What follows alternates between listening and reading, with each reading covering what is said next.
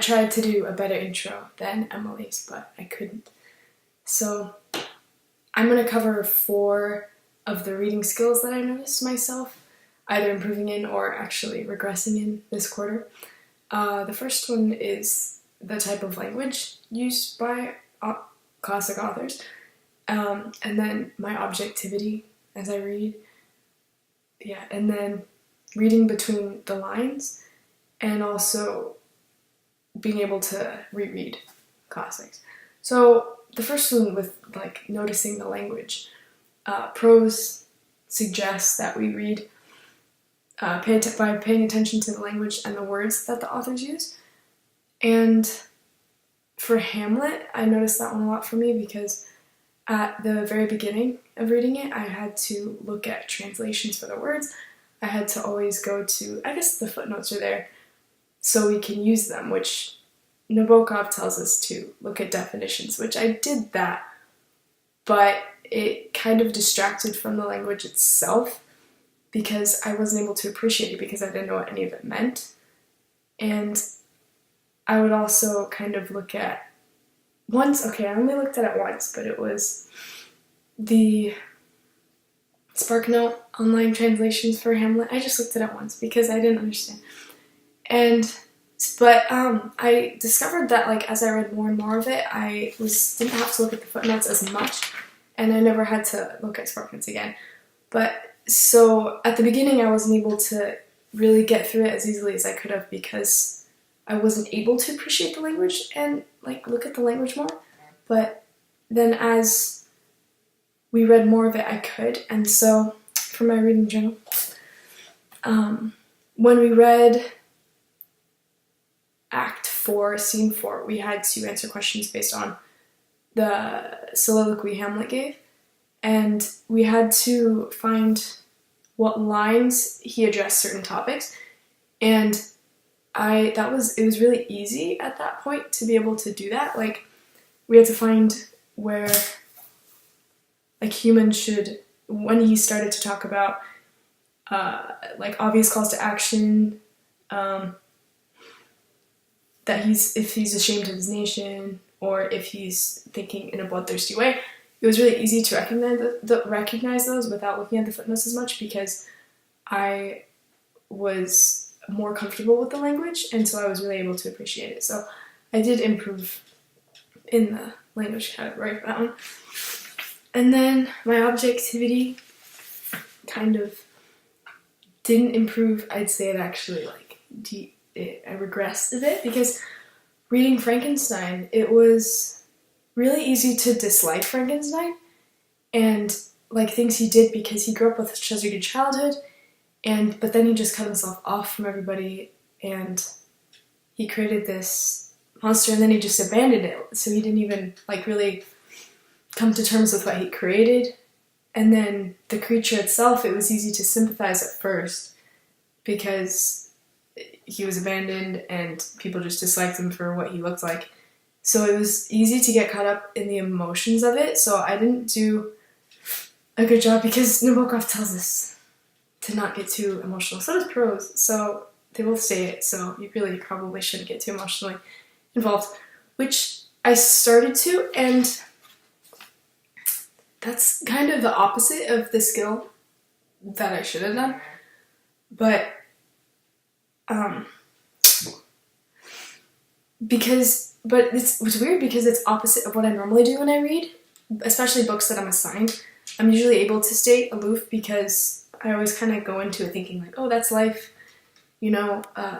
so it's easy to not get emotionally attached. But as the book got more and more like almost blurred lines, the lines between like good and bad, and as the monster especially started doing worse and worse things, it became harder to sympathize with him, but I was still able to, so it just got really like mumble jumbled with emotions, and it was easy to become impacted by them.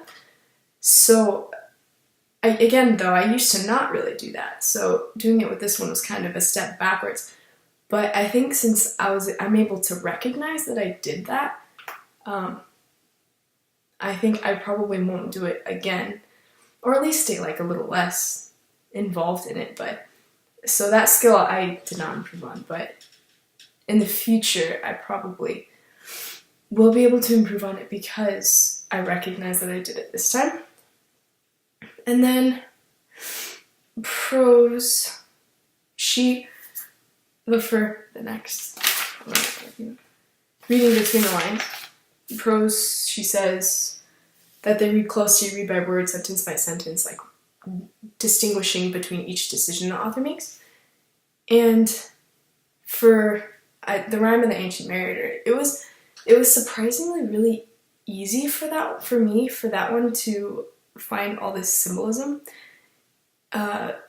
because I used to read very literally, which isn't necessarily bad because that requires a lot of imagination to read, especially for something so fantastical. It's easy to read.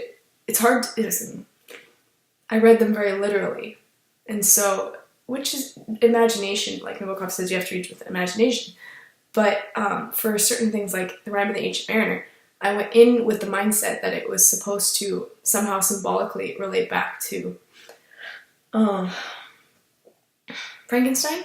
So I knew going in that there was going to be a lot of symbolism. And so I think because I went in with the mindset that there was going to be symbolism, and because it was kind of fantastical, it was very easy to find a lot of the symbols in it. And so, like, when we had to answer questions based on, like what the albatross represented, those kind of questions were really simple because I knew going in that there was going to be a lot of symbolism. And so I did improve in that sense because instead of reading stuff literally like I normally would have, which sometimes is out of stubbornness because I don't want to recognize symbols, but I was able to go in knowing that there were going to be symbols. So I was able to recognize them, which is an improvement. And then the last skill, rereading classics. He says that classic books should be reread when you're older because you can get a better understanding of them. And I normally don't reread classics because, like Hamlet, I don't know if I'll reread that one, because it's like he says that you kind of read them because everybody else reads them and you feel obligated to read them, so you don't really feel the need to reread them. But for my essay reading book, I'm reading As I Lay Dying, and I read the first, I didn't read it, I read the first less than 100 pages, first 70 pages a couple of years ago, because, I don't know, it sounded morbid, and I think I was in a bad mood, and I wanted to read As I Lay Dying. But I didn't really grasp it fully, so I just kind of left it. I never finished it. So for reading it from Outside Reading Book, I found it and then I read it and I actually understand it now. And there's so many things that I never noticed before that if I had noticed, then I probably would have continued reading it. But I think with a lot of the skills that I've gained from the reading skills that I've mentioned before, it's become a lot easier to read this now because I have those skills, like reading between the lines. In As I Lay Dying, there's a lot of nonverbal communication between the characters, and so you have to have those kind of skills to understand it. And so I understand what he's saying by having to reread classics because you understand them better when you're older. So yeah, As I Lay Dying, I'm rereading that, so I'm listening to him in that way. And because I'm getting so much more out of it this time, it kind of just goes to show and proves to me that I probably should reread other classics before that I might not have liked as much, because I can probably grasp a lot more just like with this one. And I also kind of just wanted to mention, Calvino, he talks about how we should read classics out of love rather than just because we feel like we should. And that's all good, but especially for a class, since you have to read the book, it's kind of hard to read it out of love, so it's almost like being forced to read without using that skill. But at the same time, I remember we discussed in class about like arranged marriages, and they're not based on like love or like happy love, but there's a certain type of love that you kind of it's love that comes from a certain mindset that you have because it's your duty. And I think that's the kind of love that you have to go into reading classics with, because even if you don't like necessarily like it, especially like reading it in class, you might not necessarily like it, but it's your duty. And I know he says rather than duty, but you can turn that duty into love, which I think we should do when we read classics, for in class especially. Because if like he says, if you can't read well, because these are skills for being a good reader, then that means if you're not doing it, you're not a good reader. So if you can't read well without loving the book, then you kind of have to love the book.